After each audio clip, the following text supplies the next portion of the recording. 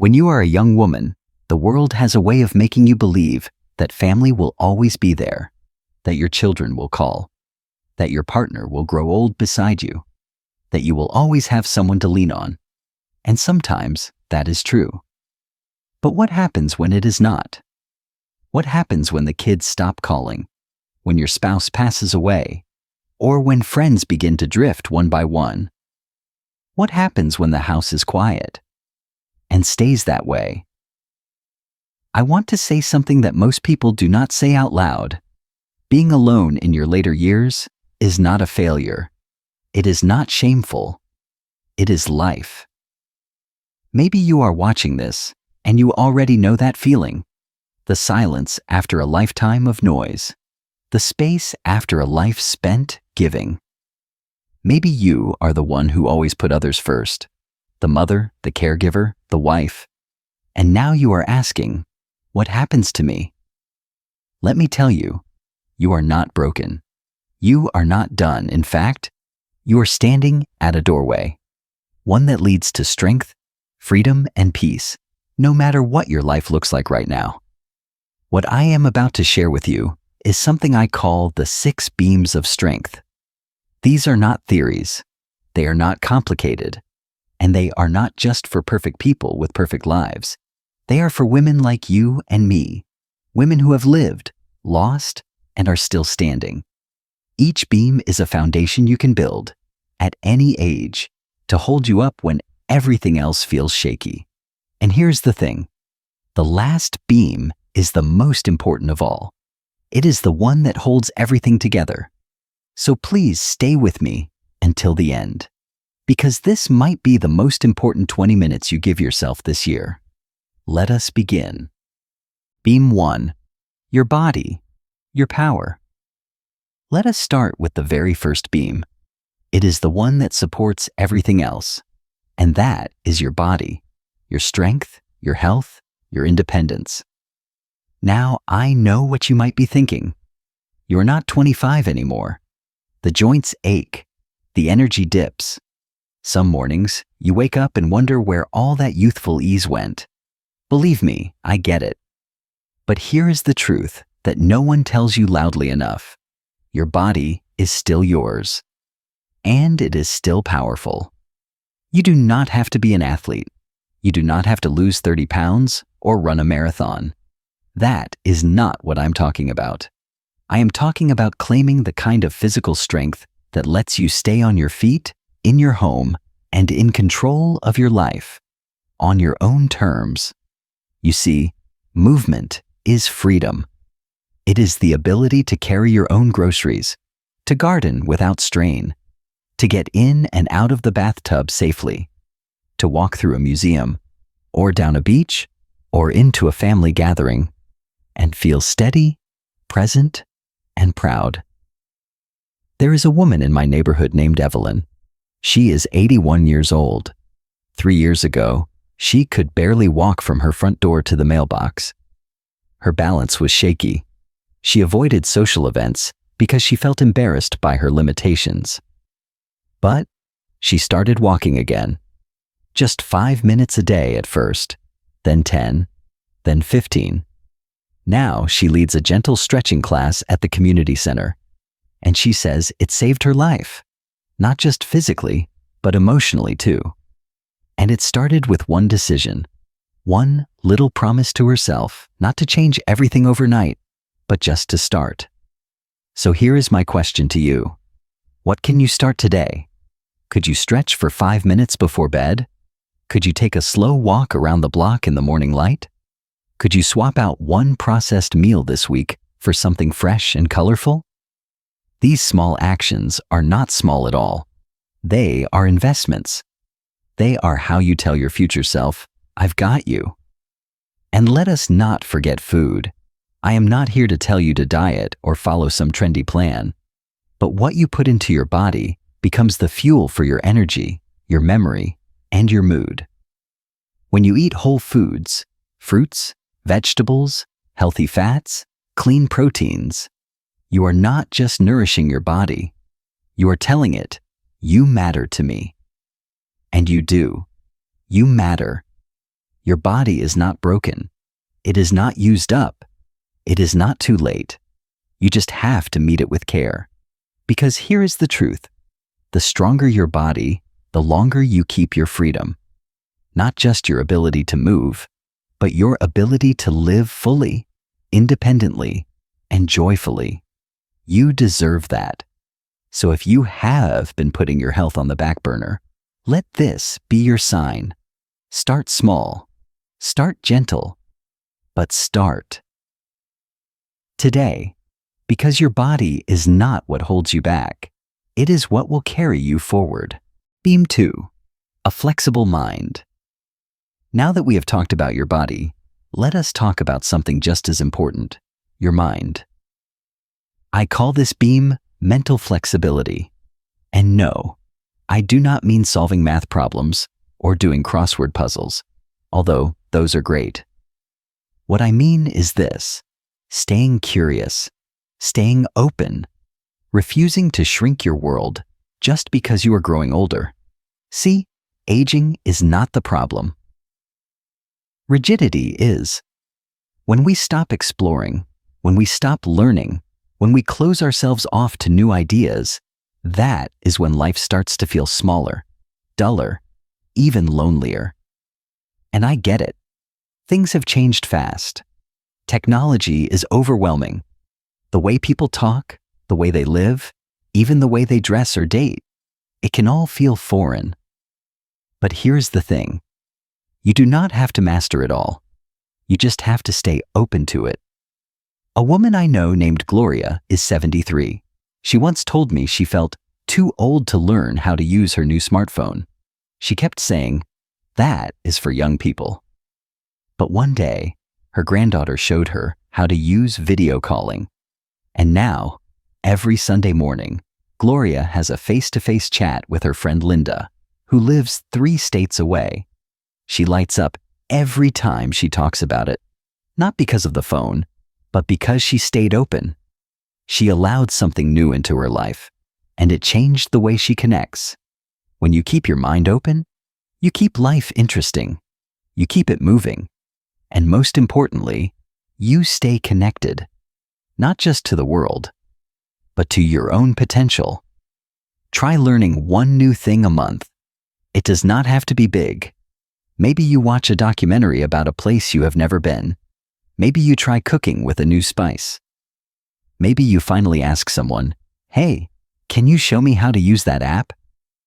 Not because you need it, but because it is something you have not done before. I have a little habit that helps. When I come across something I do not understand, I write it down in a small notebook I keep in the kitchen. Later, when I have a quiet moment, I look it up. Sometimes I find something fascinating. Other times, I just learn a new word. Either way, it keeps my brain alive, because that is what this beam is all about. Staying mentally alive, engaged, curious, willing to grow, even now, maybe especially now. The world is going to keep changing, whether we like it or not. So why not move with it? Why not lean in? And here is something else. When you keep learning, when you stay mentally flexible, you become more than just informed. You become more resilient. Change does not scare you as much. You adapt. You bounce back. And there is something deeply powerful about that, especially as a woman. Especially as an older woman in a world that often treats aging like a slow fade. But you are not fading. You are unfolding. So I will ask you this. What is one thing, just one, that you could explore this week? What could you try without fear of looking silly? What could you ask or read or write down just for the joy of knowing something new? Because the more flexible your mind stays, the more alive your spirit remains. You're not too old to grow. In fact, there is no better time. Beam 3, passion without permission. Now let us talk about something that might feel a little harder to reach. Passion. Not the kind they put in romance novels. I mean, the kind that makes you feel alive, The kind that gives you a reason to get out of bed in the morning. The kind of spark that says, "This is mine. I do this just because I love it." Too many women have spent their entire lives living for everyone else, raising kids, caring for parents, holding down jobs, showing up for their partners, sacrificing time, sleep, dreams, and sometimes even their own identity. And for many, when those roles shift or disappear, the kids are grown, the caregiving ends, the career winds down, they are left standing in a quiet house asking, "Now what?" That question is not selfish. It is sacred. Because now, you finally get to ask yourself, what do I want to do? I do not care if you are 60 or 75 or 92. If you are breathing, then you still have time to build something that brings you joy. It does not have to make money. It does not have to impress anyone. It just has to matter to you. I met a woman named Carolyn at a community event last year. She was 84 years old, and she had just taken up watercolor painting for the first time in her life. I asked her what made her start now. She smiled and said, "Because I never had time before. Now I do." And her paintings? They were stunning. Not because they were technically perfect, but because they were full of life, of story, of freedom. Your passion could be art, or gardening, or writing, or learning how to play an instrument. It could be organizing a clothing drive, or restoring furniture, or mentoring teenage girls who need strong women in their lives. It could be anything that makes you feel like you again. And here is the most important thing. You do not need anyone's permission. You are not too old to create. You are not too late to begin. You do not need to justify your joy to anybody. If you used to love something, go back to it. If you never gave yourself the chance, try it now. Because when you are filled with purpose, you do not just feel better. You become magnetic. You attract people, opportunities, peace, confidence. You start to glow again. Not because you are young, but because you are lit up from the inside. And passion is not always loud. Sometimes it is quiet, soft, simple, like sewing, like reading, like baking a pie from scratch, because it reminds you of your grandmother. Passion does not ask for applause, it just asks for space. So here is my gentle challenge to you. Make space, just 1 hour this week. 1 hour to do something that is only for you. Something that does not serve anyone else. Something that does not check a box. Something that feeds your soul. This is your time. These are your pages. And you get to write whatever story you want from here on out. Do not let anyone, especially your own inner critic, tell you it is too late. Because your most beautiful chapter might still be the one you have not written yet. Beam 4. Financial peace and independence. Now let us talk about something that makes a lot of people uncomfortable, but we are going to talk about it honestly and gently. That is money. And no, I am not here to give you financial advice or tell you how to invest. I am here to talk about something much deeper. Peace of mind. See, financial independence at this stage of life is not about being rich. It is not about driving a fancy car or living in some big house. It is about not lying awake at night, wondering if you can pay your bills.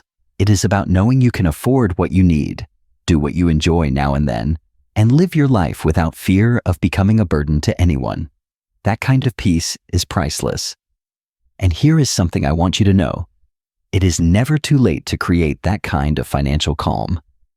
It starts with simplifying, with choosing what truly matters, and letting go of the rest. I remember when my husband and I had our real talk about money. We were in our early 60s. The kids were grown. The big house felt empty and expensive. And we realized that the things we once thought were status symbols, the fancy appliances, the second car, the designer furniture, did not make us feel full. They made us feel tied down. So we downsized. We sold that big old house. We moved into a smaller home, easier to clean, easier to heat, closer to the places we actually cared about. And you know what? I do not miss that big kitchen or the 3-car garage. What I gained in exchange was peace, room to breathe. We also cut back on things that were just habits, not joy. Subscriptions we forgot we were paying for. Impulse shopping that gave us a moment of excitement, but nothing lasting. And with that, something beautiful happened. Our money started to work for us, not the other way around. Now let me be clear. You do not have to give up the things that make life joyful. If you love a good steak dinner once a month, keep it. If travel lights up your spirit, plan for it. Just be mindful. Just be aware of what adds value and what adds noise. Some women I know have also found joy in small income hobbies, selling handmade crafts, babysitting once a week, renting out a guest room, not because they need to, but because it gives them a sense of agency. One woman I met sells her grandmother's vintage button collection piece by piece online. She says every time she makes a small sale, it reminds her that she is still active in the world, still creative, still capable. That is what financial independence really means. You get to choose. You are not stuck. You are not at the mercy of anyone. You live life on your terms. So if money has been a source of stress for you, breathe. Start small. Track what comes in, what goes out. Cut what does not serve you. Save what you can. And spend with heart, not habit. Because here is the truth. You do not need more to feel free. You just need enough, and the wisdom to know what enough looks like for you. And that wisdom? You already have it. You have lived too long and learned too much not to use it now. Beam 5. A grounded spirit. Now let us talk about something that can feel hard to explain, but easy to feel. It is not about your body or your bank account. It is something deeper. It is your spirit. I call this the 5th beam, a grounded spirit, your emotional and spiritual foundation. And before you worry, no, this is not about religion, unless that is something meaningful to you. This is about having a sense of peace and place in the world. It is about knowing, deep down, that even when life gets quiet, even when you are alone, even when everything feels uncertain, you are still connected to something greater than yourself. Some people find that connection through faith, others through nature, some through meditation or reading ancient philosophy, or just sitting in silence and watching the light shift across the room. You do not have to believe in anything specific. You just need a way to feel centered. For me, that moment of peace often comes on long walks. No music, no phone. Just the sound of my steps, the wind in the trees, the world going about its business around me. I walk the same loop near a small park by my house. There is an old stone bench under a maple tree. When I sit there, something in me settles. I do not have to solve anything. I do not have to do anything. I just get to be. And sometimes, just being is the most sacred thing we can allow ourselves to do. I also like to read the writings of people who came long before us. People who had no social media, no 24-hour news, no smartwatches buzzing at them all day. Just life, and loss, and wonder. People like Marcus Aurelius, the ancient Roman emperor who wrote about humility and purpose. Or Lao Tzu, the old Chinese philosopher who taught that real strength lies in softness. And sometimes I open a Bible, or a book of poetry, or a journal from years ago, just to remember who I used to be and who I still am. This is not about chasing happiness. This is about building inner steadiness, the kind that carries you through grief, through loneliness, through aging. The kind that reminds you that you are enough, even when no one else sees you. It is also about finding rituals, not routines, but rituals. Things that bring you into presence, that make your day feel grounded, even if everything else feels a little unsteady. Maybe it is lighting a candle while you drink your tea. Maybe it is writing down 3 things you are grateful for before bed. Maybe it is gardening, or praying, or playing music while you cook your favorite meal. These small acts become anchors. They remind you that life is still happening, that beauty still exists, that you still belong here. One woman I know has a little altar in her home, not a religious one, but a sacred one. On it, she keeps photos of people she has loved and lost. A small stone from the beach she visited when she turned 70. A letter from her daughter. And every morning, she lights a match and says out loud, "Thank you for another chance." That is her way of staying connected. What is yours? This world can be loud. And when you are older, sometimes it feels like no one is listening anymore. But there is a deep and quiet strength in you. A kind of wisdom that only time can create. Let that wisdom be your guide. Let it calm your worries. Let it hold you when nothing else can. Because when your spirit is grounded, life feels less frightening. You begin to see the hard days as part of the journey, not the end of it. You begin to trust yourself more. You stop needing every answer and instead find peace in the questions. And maybe most importantly, you begin to forgive yourself, others, the past, life itself. So if you have not already, find something today that makes you feel connected to the earth, to your breath, to your place in this vast and complicated world, because you are not just growing older, you are growing deeper. And in that depth, there is peace. Beam 6, the right people. Not many, just real. We have talked about your body, your mind, your passion, your finances, and your spirit. Now, let us talk about something that holds it all together, your people. Because no matter how independent, wise, or grounded we become, we were never meant to walk this road completely alone. This 6th and final beam is about relationships. Not just any relationships, but the right ones. The real ones. The ones that see you, hear you, and hold you. Let us be honest. After 60, relationships change. The kids are busy. Some of our oldest friends may move away. Some pass on. Some simply fade from our lives.